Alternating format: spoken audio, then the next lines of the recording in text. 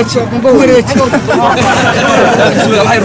الله الرحمن الرحيم مدن مدحوينه عمر عثمان aadan baa la yiraahdaa ninkii gacanta ku hayay weeye waa ninkii koobaad oo soo dhaweeyay hantida qaran madaxweynaha dowladda Puntland Cabdulle Maxamed Cali Gaas ayaa xilli dambe oo galabtay alu ku tagay goobihii la baneeyay ee magaalada Gaalkacyo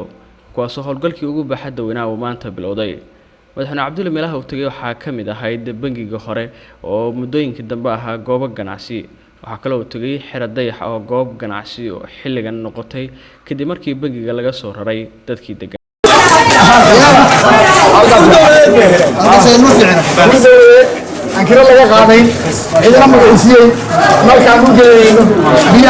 kumaray barxadii hore ee gobolka halka oo indheen ku sameeyay dhammaan dhismayaasha xilligan la burburinayo oo badan kuwa ku hor yaalay dhismayaashii dawladda dhexe oo xilligan dawladdu ay la wareegayso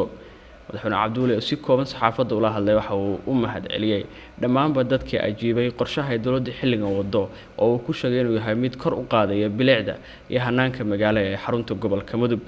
madaxweynaha ayaa si gaar ah u amaanay dadkii gacanta ku hayay bangiga hore oo goobo ganacsi ah kuwaas oo dawladda ku soo wareejiyay dhammaanba furayaashii xarumahaasi mudane madaxweyne iga qabo عمر iyo dadka kale ee la midka ee soo wareejiyay hantidii dadka madaxda shacabku ay haysteen intii hore ku intifaaceen Allah ka cafiyo ka dambiyo oo kordhay waxaan ku talinayaa marka inta kalena inay ku daydaan ama inta la mid ay soo dhaweeyaan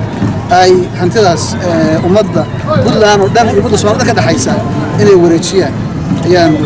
rajaynaynaa kana qayb qaataan magaalada dhismaheeda iyo bilicdeeda iyo soo xorintii nolosha Gaalkacyo insha Allah aad iyo aad baan sida ugu horeysa bari subaxii baa inaan shaqo ka bilaabay hadii la hadno idinkuna aad iyo aad baad u mahadsantihiin madaxweynaha iyo waftigiisana aad bay u mahadsantihiin soo dhawaada madaxweynaha ruuxma ma karabna insha Allah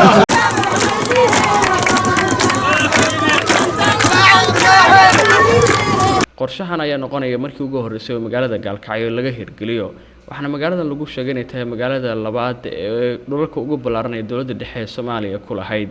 dawladda Puntland ayaa xilligan rabtay inay dhulalkaasi la wareegto qaarkood waxaa la sheegay in dib u habeyn lagu sameyn doono si kor loogu qaado bilicda xarunta gobolka Mudug dhismayaasha la burburiyay qaarkood waxa ay u muuqanayeen kuwa haleynaya bilicda waxaa la sheegay in suurtagal tahay qorshaha xilligan dawladdu wado inuu u sahli doono magaalada Gaalkacyo mid kor u qaada bilicda iyadoo talaabo kasta oo la qaadayo dhibkeedana leedahay ay haddana dadka qaar waxay leeyihiin waxay arintan hoos u dhigi kartaa ganacsiga maadaama goobaha la burburiyo u banaayeen dhismayaal ganacsi si walba ay noqoto Gaalkacyo waxay u muuqataa magaalo xilligan galayso waji cusub waxaana muuqanaysa sida ay xilligan horumarka u rabaan dadka Gaalkacyo jooga kuwaas oo soo dhaweeyay qorshaha dawladda walow jiraan tiro yar oo diidan qorshahan oo ay ku tilmaamayaan inuu yahay mid saameyntiisu ay balaaran doonto